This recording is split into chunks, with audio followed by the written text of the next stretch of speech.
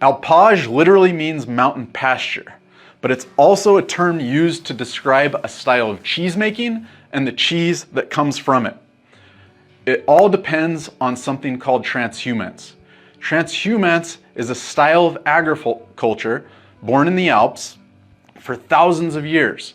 Now, transhumance means that in the summer, the cows move up the mountain. Now, the reason behind that is because in the Alps, in these alpine areas, there's not a lot of flat ground. And to do farming in the warm months, you got to get the cows out of there.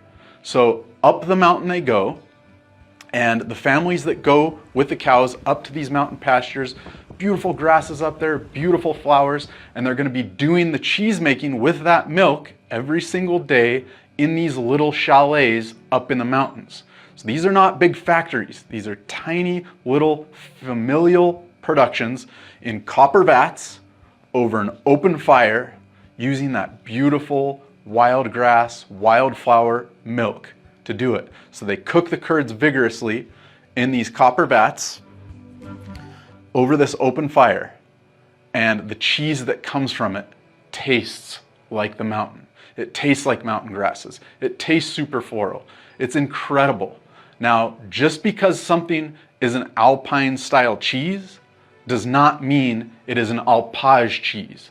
There's plenty of alpine style cheese that's maybe using the same cultures, maybe even has the same name. Take Gruyere, for example. Just because something is Gruyere, it's an alpine style cheese, but it doesn't mean it was made up in the mountains in those little chalets over an open fire, which alpage cheese is. Now, Gruyere has alpage versions of it, but that doesn't mean it's all alpage.